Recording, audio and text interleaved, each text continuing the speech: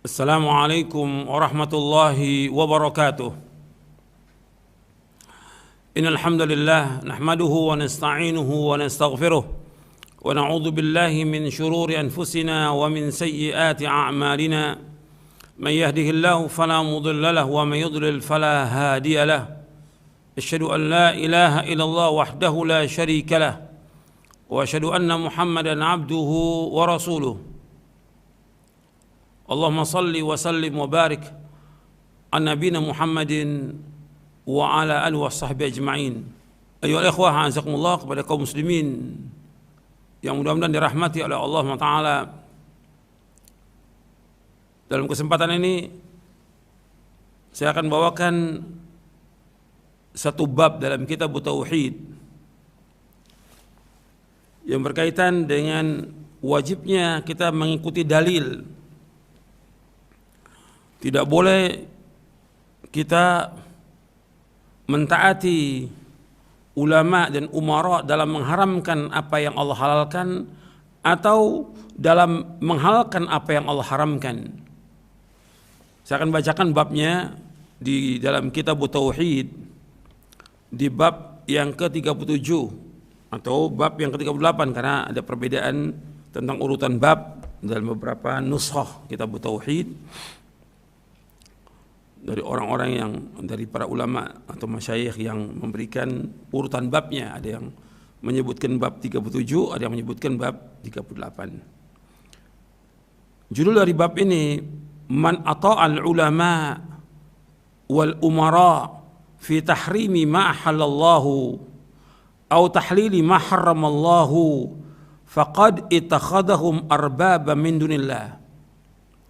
Perhatikan, yang kita bahas ini babnya dari kitab Tauhid yang ditulis oleh Syekhul Islam Muhammad bin Abdul Wahhab rahimahullah. Dan saya pakai syarahnya yaitu Fathul Majid, syarah kitab Tauhid oleh Syekh Abdurrahman bin Hasan bin Muhammad bin Abdul Wahhab. Di sini sebutkan babnya Man ata'al ulama wal umara fi tahrimi ma ahalallah atau tahlili ma haramallah faqad ittakhadhahum arbaba min dunillah. Barang siapa yang mentaati ulama dan umara, umara ini ulul amri, pemerintah, penguasa, fi tahrimi ma ahallallahu, dalam mengharamkan apa yang dihalalkan oleh Allah, au tahlili ma haramallah, atau menghalalkan apa yang diharamkan oleh Allah, faqad ittakhadhahum arbaba min dunillah, maka sungguh dia telah menjadikan mereka ini maksudnya ulama dan umara, arbab min dunillah, sebagai tuhan-tuhan selain Allah. Ini masalah besar ini. Mentaati ulama dan umara dalam mengharamkan apa yang Allah halalkan atau menghalalkan apa yang Allah haramkan, maka orang itu telah menjadikan mereka sebagai tuhan-tuhan selain Allah. Allah berfirman dalam surah At-Taubah ayat 31. Allah berfirman, ittakhadhu ahbarahum wa ruhbanahum arbaban min dunillah wal masih ibn Maryam wa ma umiru illa liya'budu ilaha wahida la ilaha illahu subhanahu amma yusyrikun. Mereka menjadikan ulama-ulama mereka dan pendeta-pendeta mereka sebagai tuhan-tuhan selain Allah, dan juga mereka menjadikan Isa al-Masih putra Maryam sebagai Tuhan selain Allah, dan tidaklah mereka diperintah melainkan untuk beribadah hanya kepada satu Tuhan, satu ilah, yaitu Allah SWT. Tidak ilah yang berhak diibadahi dengan benar melainkan hanya Allah. Maha suci Allah dari apa yang mereka persekutukan. Kemudian dibawakan di sini oleh Syekh Muhammad bin Abdul Wahhab rahimahullah perkataan dari Ibnu Abbas. Ibnu Abbas mengatakan, Ibnu Abbas radhiyallahu anhuma, yushiku an tanzila alaikum hijaratun minas sama aqulu qala Rasulullah wa taquluna qala Abu Bakr wa Umar. Kata Ibnu Abbas radhiyallahu anhu, hampir saja akan turun kepada kalian batu-batu dari langit. Aku berkata telah bersabda Rasulullah, kalian berkata telah berkata Abu Bakar dan Umar. Artinya kata Ibnu Abbas, aku khawatir bila kalian ditimpa hujan batu dari langit. Aku mengatakan kalau Rasulullah, kalian mengatakan Abu Bakar dan Umar. Athar ini diriwayatkan oleh Imam Ahmad dalam musnadnya, begitu juga Ibnu Abdul Bar dalam kitab Jami' Bainal Mufadli dan yang lainnya, dan sanadnya hasan. Perkataan Ibnu Abbas juga ada lafaz yang lain yang dibawakan, yaitu Ibnu Abbas mengatakan arahum sayahlikun, aku melihat mereka ini akan binasa. Aqulu qala Rasulullah wa yaqulu naha Abu Bakar wa Umar. Aku berkata telah bersabda Rasulullah SAW, kalian mengatakan Abu Bakar dan Umar telah melarang. Ini diriwayatkan oleh Imam Ahmad dalam Musnadnya juz yang pertama. Ibnu Abbas radhiyallahu anhuma menyebutkan ini karena ada yang menyampaikan kepada Ibnu Abbas bahwasanya Abu Bakar dan Umar itu melarang haji tamattu'. Haji tamattu' dibenarkan dalam Al-Quran. Allah menyebutkan dalam Al-Quran tentang tamattu'. Haji itu ada haji qiran, ada ifrad, ada tamattu'. Bahkan sebagian ulama menjelaskan tentang wajibnya. Dan Nabi menyuruh para sahabat untuk melakukan haji tamattu'. Ketika Nabi menunaikan ibadah haji, Nabi mengambil haji qiran, tapi Nabi menyuruh semua para sahabat yang tidak membawa hadyu, artinya nggak bawa hewan hadyu itu, mereka disuruh untuk melakukan haji tamattu. Artinya umrah dulu, setelah umrah kemudian mereka tahallul dan mereka kemudian halal. Yang tadi dilarang, umpamanya nggak boleh bercampur dengan istrinya. Setelah mereka tahallul itu udah halal lagi mereka untuk bercampur. Maka dikatakan tamattu, bersenang-senang. Kemudian setelah itu nanti tanggal 8 Dzulhijjah baru mereka memakai ihram lagi untuk menunaikan ibadah haji. Jadi laksanakan haji tamattu' ini, umrohnya bisa bulan Syawal, di bulan-bulan haji, Dzulqa'dah, Dzulhijjah. Artinya haji tamattu' itu diperintahkan oleh Rasulullah SAW. Diperintahkan oleh Rasulullah SAW. Makanya Ibnu Abbas berpegang, haji tamattu' ini diperintahkan Rasulullah. Abu Bakar dan Umar melarang tamattu'. Termasuk juga Utsman. Ditentang. Kata Ibnu Abbas, mereka akan binasa. Aku berkata, kalau Rasulullah, kalian mengatakan Abu Bakar melarang. Kita nggak tahu tentang kenapa Abu Bakar dan Umar itu melarang. Wallahu a'lam. Tapi di sini yang kita jadi syahid di sini dalam kitab pembahasan kita. Artinya nggak boleh kita mentaati siapapun dia. Di sini orang yang paling mulia ini, dua sahabat yang paling besar yang wajib kita untuk mengikuti keduanya. Tapi begitu dia salah nggak boleh kita ikut. Dan dua-duanya jamin masuk surga, Abu Bakar dan Umar. Kata Ibnu Abbas, aku melihat mereka ini akan binasa, akan menemui kehancuran, kebinasaan, karena orang yang menyalahi sunnah Rasulullah akan binasa menurut nas Al-Quran dan juga penjelasan para imam. Kalau orang sudah menyalahi sunnah Rasulullah, mengikuti hawa nafsunya, dia pasti binasa. Bahkan Allah akan memberikan fitnah dan azab bagi orang-orang menyalahi sunnah Rasulullah SAW sesuai dengan nas Al-Quran. Allah berfirman dalam surah An-Nur di ayat 63, falyahdharil ladzina yukhalifuna an amri an tusibahum fitnatun aw yusibahum adzabun alim. Hendaknya berhati-hati orang-orang yang menyalahi sunnah Rasulullah, mereka akan ditimpa fitnah atau azab yang pedih. Ini kebinasaan ketika menyalahi sunnah Rasulullah SAW. Perintah Rasulullah disalahi akan membawa kebinasaan. Kemudian juga disebutkan bahwa Ibnu Umar radhiyallahu anhuma itu menyuruh orang untuk melakukan haji tamattu'. Ibnu Umar, anaknya Umar. Kemudian orang-orang mengatakan, bapakmu Umar melarang untuk tamattu'. Kata Ibnu Umar, afa kitabullah azza wa jalla ahaqqu ayyuttaba'a Umar. Apakah kitabullah azza wa jalla yang berhak untuk kita ikut atau Umar? Yang jelas yang kita ikut kitabullah. Karena dalam kitab Allah, dalam surah Al-Baqarah itu disebutkan tentang masalah haji tamattu. Dalam surah Al-Baqarah, nanti antum catat ayatnya, dalam surah Al-Baqarah itu Nas, di dalam surah Al-Baqarah ayat 196. Jadi Allah menyebutkan dalam ayat itu, fa idza amintum faman tamatta'a bil umrati ila hajj famasayyatul hadi. Apabila kalian sudah merasa aman, barang siapa yang tamattu, melakukan haji tamattu, yang umrah kemudian haji, maka hendaknya dia melakukan pemotongan hadyu, apa yang mudah bagi dia. Arti di sini Allah menyebutkan tentang haji tamattu dalam surah Al-Baqarah ayat 196. Dan Nabi juga menyuruh para sahabat untuk melakukan haji tamattu. Rasulullah yang memerintahkan demikian. Makanya kata Ibnu Umar radhiyallahu anhuma, apakah kitab Allah yang kita ikut atau perkataan Umar? Yang kita ikut adalah kitab Allah.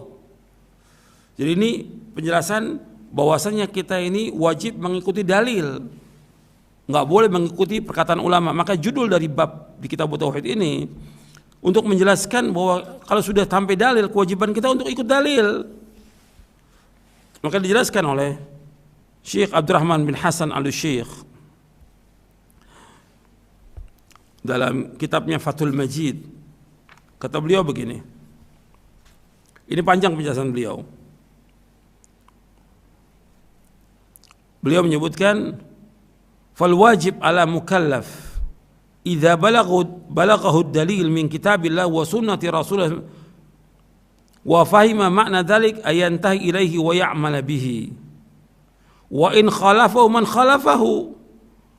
Wajib atas orang yang mukallaf, artinya yang sudah balik, apabila sudah sampai dalil dari Al-Quran dan Sunnah, dalil itu dari Quran dan Sunnah Rasulullah SAW, dan dia paham maknanya, maka dia wajib untuk mengikutinya, dan dia wajib untuk mengamalkannya, meskipun banyak orang menyalahinya. Yang kita ikut dalil. Kama qala ta'ala, sebagaimana Allah berfirman dalam surah Al-A'raf ayat 3, ittabi'u ma unzila ilaikum min rabbikum wa la tattabi'u min duni awliya qalilan ma tadhakkarun. Adalah kalian mengikuti apa yang diturunkan kepada kalian dari Rabb kalian, jangan mengikuti yang lain dari wali-wali, sedikit sekali kalian ingat. Begitu juga Allah berfirman dalam surah Al-Ankabut ayat 51, awalam yakfihim anna anzalna 'alaikal kitaba yutla 'alaihim inna fi dzalika la rahmatan wa dzikra liqaumin yu'minun. Apakah tidak cukup bagi mereka bahwa kami menurunkan kepada mereka?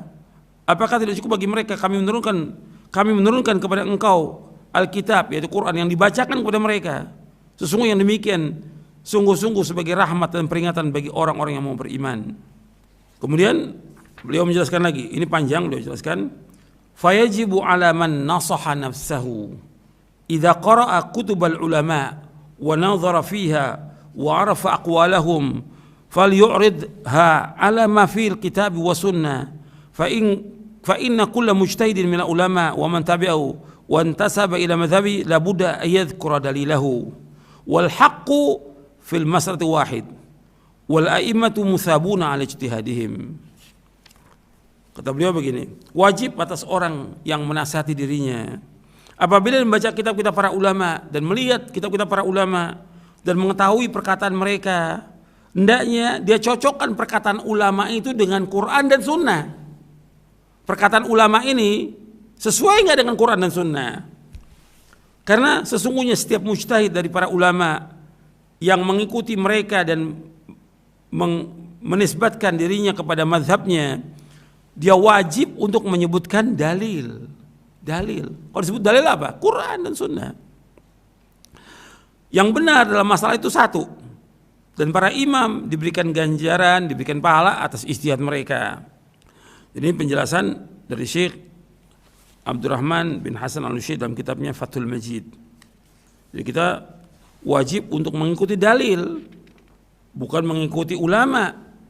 Karena di sini dari judul ini kalau orang dia mengikuti ulama atau umara dalam mengharamkan apa yang Allah halalkan atau menghalalkan apa yang Allah haramkan, dia menjadikan mereka ulama umara sebagai Tuhan selain Allah. Dan Allah mencela orang-orang menjadikan ulama dan pendeta sebagai Tuhan dalam surah At-Taubah ayat 31. Jadi ini penjelasan yang harus kita ingat, kita wajib mengikuti dalil, bukan perkataan syekh, bukan perkataan imam, bukan perkataan yang lainnya, dalil. Ini dalam kita beragama, dan terus kita seperti itu dalam hidup ini. Kita belajar untuk ilmu, ngikuti dalil, bukan kata syekh atau ulama. Ada perkataan syekh cocok nggak dengan dalil, sesuai nggak dengan dalil? Kalau tidak sesuai dengan dalil, kita tolak. Sebagaimana kata Imam Syafi'i, kalau ada pendapatku menyalahi sunnah Rasulullah, buang pendapatku, ikuti dalil. Semua imam, Imam Hanafi, Maliki, Syafi'i, semua mengatakan demikian. Semuanya, semua menyuruh kita untuk mengikuti dalil. Untuk lebih jelasnya lagi, disebutkan dalam Muqaddimah Sifat Salat Nabi oleh Syekh Al-Albani, disebutkan perkataan para imam. Semua imam mengatakan ikuti Quran, ikuti sunnah, buang pendapatku. Kata Imam Abu Hanifah rahimahullah. Jadi yang pertama Abu Hanifah, kemudian Imam Malik, yang ketiga Imam Syafi'i, yang keempat Imam Ahmad. Kata Imam Abu Hanifah rahimahullah, tidak halal bagi seorang mengambil perkataan kami selama ia belum mengetahui dari mana kami mengambilnya. Disebutkan oleh Ibnu Qayyim dalam kitabnya I'lamul Muwaqqi'in. Begitu juga kata Imam Hanafi, apabila satu hadis sahih itulah mazhabku. Kemudian yang kedua Imam Malik bin Anas rahimahullah. Jadi Imam Abu Hanifah rahimahullah mengatakan demikian. Kemudian Imam Malik bin Anas rahimahullah mengatakan, sesungguhnya aku hanya seorang manusia. Terkadang aku benar, terkadang aku salah. Maka lihatlah pendapatku. Setiap pendapatku yang sesuai dengan Alkitab dan As-Sunnah, maka ambillah. Dan setiap yang tidak sesuai dengan Kitab dan Sunnah, maka tinggalkanlah. Dibuatkan oleh Ibnu Abdul Bar dalam kitabnya Jami' Bainal Ilmi wa Fadli. Kemudian yang ketiga Imam Syafi'i rahimahullah, beliau mengatakan setiap orang pasti terlewat dan luput darinya salah satu sunnah Rasulullah SAW. Apapun pendapat yang aku katakan atau prinsip yang aku tetapkan, kemudian ada hadis dari Rasulullah SAW yang ternyata bertentangan dengan pendapatku, maka apa yang disabdakan Rasulullah SAW itulah yang diambil dan itulah pendapatku. Jadi dalil itu pendapatku. Beliau juga berkata, setiap yang aku ucapkan namun ada hadis Nabi SAW yang sahih menyelisih pendapatku, maka hadis Nabi SAW itulah yang lebih patut diikuti. Maka janganlah kalian taklid kepadaku. Jangan taklid kepadaku. Ini dalam kitab Manaqib Al-Imam Asy-Syafi'i di juz yang pertama yang ditulis oleh Imam Al-Baihaqi, dan begitu juga dimuat oleh Ibnu Qayyim dalam kitabnya I'lamul Muwaqqi'in. Yang keempat yaitu Imam Ahmad bin Hanbal rahimahullah. Beliau mengatakan, janganlah kalian taklid kepadaku. Jangan kalian taklid kepada Imam Malik, jangan taklid kepada Auza'i, jangan taklid kepada Thawri, tetapi ambillah dari mana mereka mengambil. Artinya mereka ini mengambil dalam beragama dalil dari Quran Sunnah. Kalian langsung kepada sumbernya. Jangan taklid kepada mereka, jangan mengikuti pendapat mereka. Ini perkataan Imam Ahmad, dimuat oleh Ibnu Qayyim dalam kitabnya I'lamul Muwaqqi'in. Jadi akan fiddin, azakumullah, para imam sudah menjelaskan tentang kita wajib mengikuti dalil. Imam yang kita ikut dalil Quran dan Sunnah, misalnya kalau sudah ada itu kita ikut, selamat sudah. Dan itu akan membawa kepada ketenangan. Dalil itu akan membawa manusia kepada ketenangan, ketentraman, kesejukan, kebahagiaan, kenikmatan. Beda dengan orang mengikuti kata orang, nanti berubah lagi perkataan, berubah lagi. Tapi kalau ikut dalil, tenang dia. Meskipun semua orang menyalahi, ikuti dalil, itu akan selamat. Karena yang kita cari selamat. Karena Allah merintahkan demikian dan Nabi SAW mengatakan demikian. Itu harus kita ikut. Kewajiban kita sebagai seorang muslim untuk tunduk kepada dalil. Dalam kita beragama, sumber kita adalah Al-Quran dan Sunnah menurut pemahaman salafus saleh. Jadi harus kita berpegang kepada dalil ketika kita akan melaksanakan apa aja dalam ibadah kita kepada Allah, maka harus kembali kepada dalil. Karena Allah Subhanahu wa taala memerintahkan kita untuk mengikuti dalil. Allah berfirman dalam surah Al-A'raf, surah yang ke-7 ayat 3, ittabi'u ma unzila ilaikum min rabbikum wa la tattabi'u min dunihi awliya qalilan ma tadhakkarun. Adalah kalian mengikuti apa yang diturunkan oleh Allah kepada kalian, jangan kalian mengikuti yang lain. Sedikit sekali kalian ingat, Allah menyuruh kita untuk mengikuti dalil. Yang pertama disebutkan dalil yaitu Al-Quran. Makanya ketika Nabi Adam turun ke muka bumi ini, Allah berfirman untuk mengikuti petunjuk. Artinya petunjuk yang datang dari Allah Ta'ala. Fa imma ya'tiyannakum minni hudan faman ittaba hudaya fala yadhillu wa la yashqa. Barang siapa yang mengikuti petunjukku, maka dia tidak akan sesat, enggak akan celaka.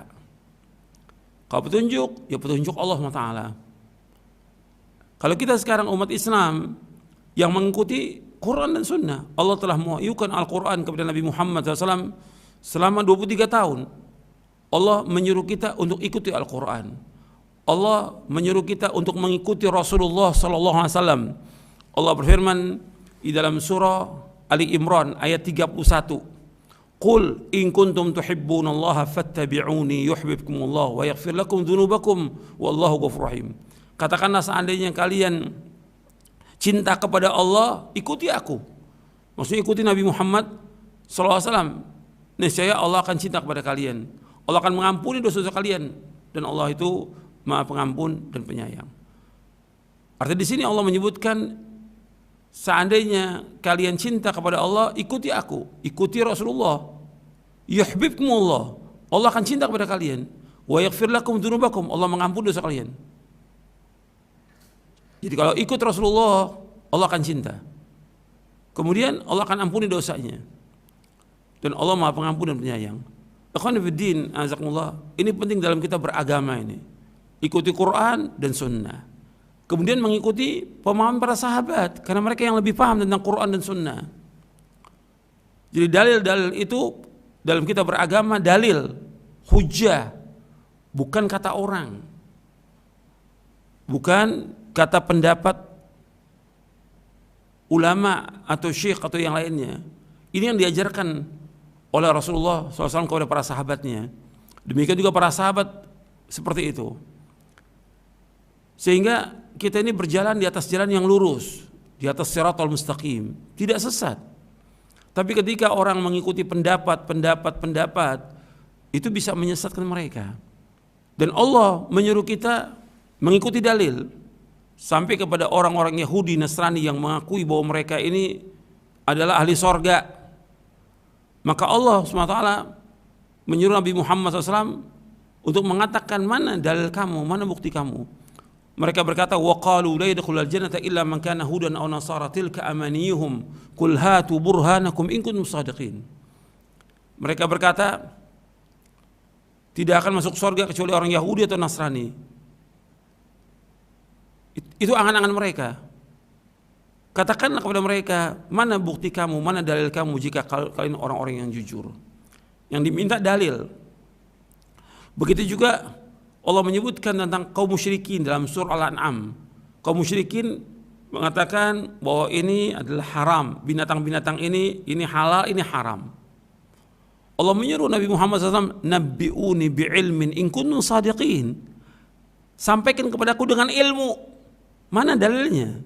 Harta kepada kaum musyrikin. Mana yang mengatakan bahwa binatang ini halal, yang binatang ini haram, mana dalilnya?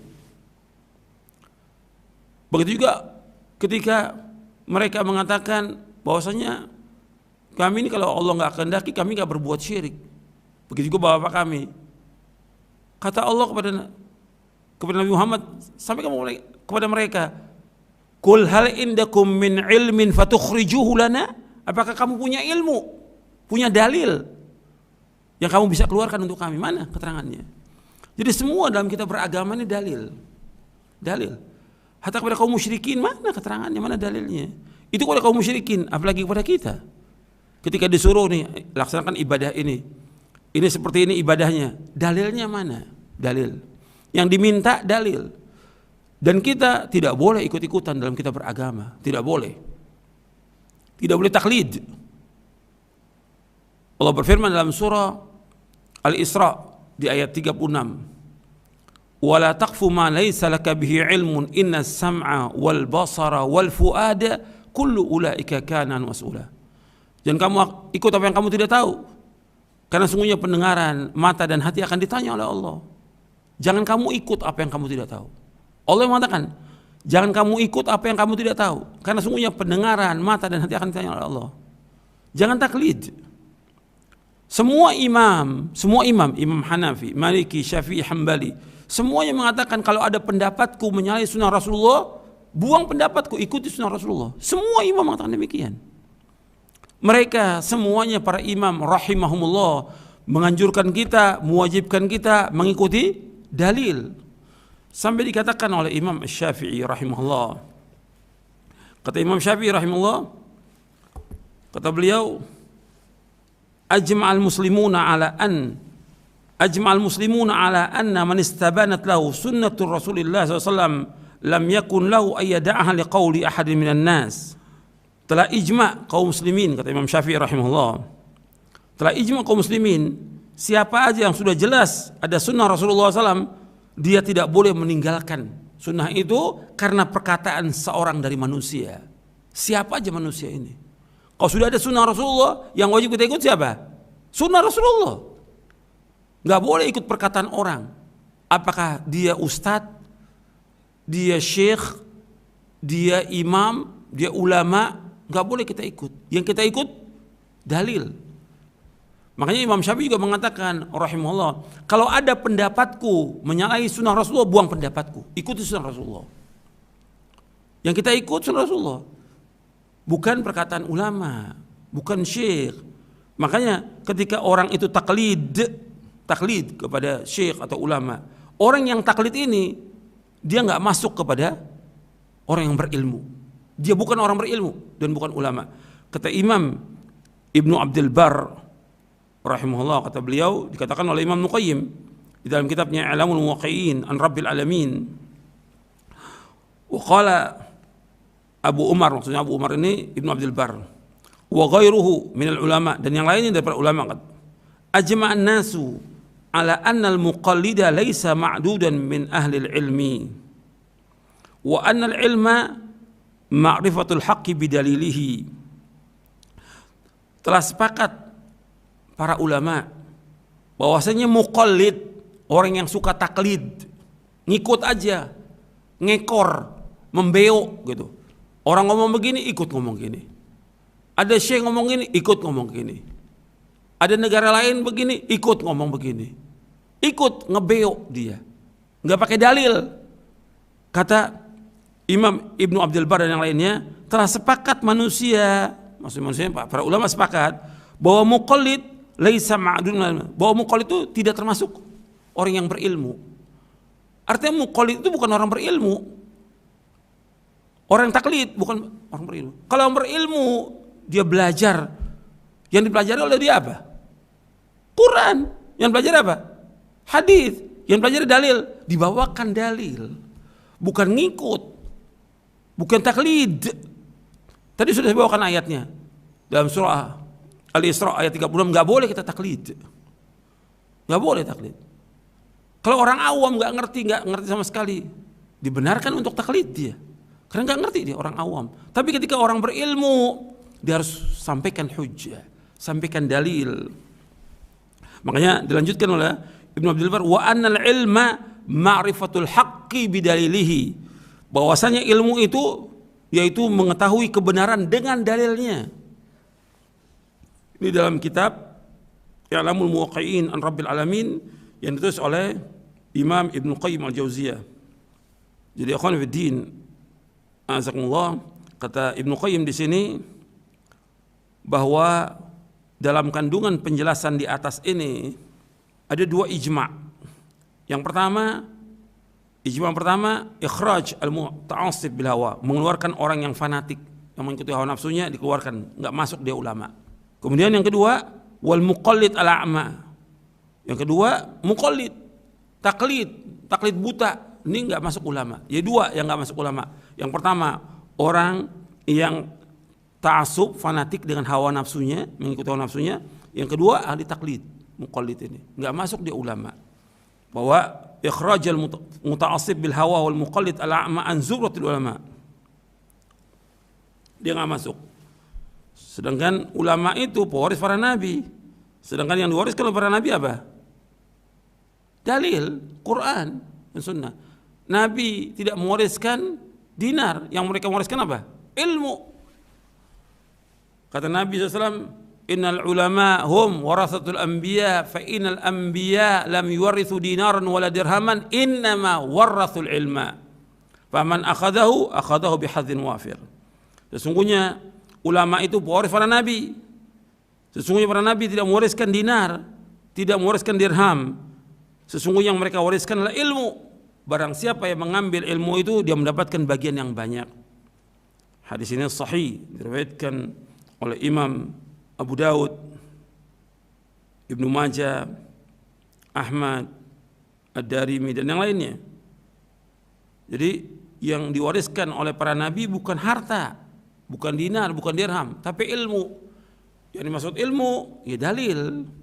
Ini yang harus kita perhatikan ini. Dalam kita beragama yang kita ikut dalil. Dalil. Dan itu insya Allah dengan begitu akan selamat kita. Dan ilmu ini yang paling besar. Bukannya ustadz, bukannya syekh, bukan ulama. Ilmu itu paling besar. Maka dikatakan oleh Imam Ibnul Jauzi di dalam kitabnya Saidul Khatir. Kata beliau, fa innal ilma huwal aslul a'zam wa nurul akbar. Sesungguhnya ilmu itu adalah pokok yang paling besar dan cahaya yang paling besar. Artinya ilmu itu pokok yang paling agung dan cahaya yang paling besar. Ini dikatakan oleh Imam Ibnul Jauzi dalam kitabnya Saidul Khatir. Beliau Ibnul Jauzi wafat tahun 596 Hijriah. Abad ke-6. Jadi ilmu itu adalah yang paling agung, paling besar. Yang kita agungkan ilmu. Ikuti ilmu, dalil. Bukan kata orang, bukan kata syekh, bukan kata fatwa, tapi dalil. Dalilnya yang kita ikut. Sebab ketika orang itu tidak mengikuti dalil, di sini mulai dia akan sesat. Kata Syekhul Islam Ibnu Taimiyah rahimahullah, kata beliau, man faraqad dalil dhalla sabil wala dalila illa ma ja'a bihi Rasul sallallahu alaihi wasallam. Man faraqad dalil dhalla sabil, barang siapa yang berpisah dengan dalil, dia tidak menggunakan dalil dari Quran Sunnah, dhalla sabil, pasti akan sesat. Wala dalila illa ma ja'a bihi Rasul, dan tidak ada dalil kecuali apa yang dibawa oleh Rasulullah SAW. Ya, dalil itu Quran, dalil itu hadis Nabi yang sahih dan kemudian dipahami oleh para sahabat. Itu dalil namanya. Bukan kata syekh, bukan kata ustadz, bukan kata fatwa. Dalil, yang dibawakan dalilnya. Dan ini disebutkan oleh beliau di dalam kitabnya Dar'u Ta'arul Aql wan Naql, dan juga disebutkan oleh Al-Imam Ibnu Qayyim Al-Jauziyah dalam kitabnya Miftah Daris Sa'adah. Ikhwan Fiddin, azakumullah. Ini masalah kita kembali kepada dalil. Ini yang kita pelajari. Kita belajar nuntut ilmu ini. Ilmu yang kita pelajari apa? Dongeng, cerita, kata orang, atau Quran yang kita kaji, atau hadis yang kita kaji. Ya ini yang jalan selamat. Kita nuntut ilmu, kita belajar, ya dalil. Yang kita ikut dalil, yang kita ajarkan kepada umat Islam ini dalil, agar mereka mengikuti Quran dan Sunnah. Itu yang harus kita ajarkan kepada umat. Jangan kata kita, menurut pendapat saya, menurut pendapat ulama, bukan dalil. Kan para imam juga mengatakan, apabila ada pendapatku menyalahi sunnah Rasul, buang pendapatku. Semua imam mengatakan. Jangan kalian taklid kepada yang lain. Semua imam mengatakan ikuti dalil. Dan ini dalil ini adalah ilmu. Makanya dikatakan oleh Imam Ibnu Jauzi di dalam kitabnya Talbis Iblis, kata beliau, i'lam anna awwala talbisi iblisin 'ala an-nasi sadduhum 'anil ilmi li'anna al-ilma nurun fa idza atfa'a masabihahum khabbatahum fi adh-dhulam kaifa syaa. Kata Imam Ibnu Jauzi rahimahullah, kata beliau, ketahuilah bahwa yang pertama dari talbis iblis, perangkapnya iblis. Iblis ini punya perangkap untuk menyesatkan manusia, atau pengkaburan iblis Yang pertama kali perangkapnya iblis atas manusia, mereka mencegah manusia dari ilmu. Dan ilmu apa? Quran dan Sunnah.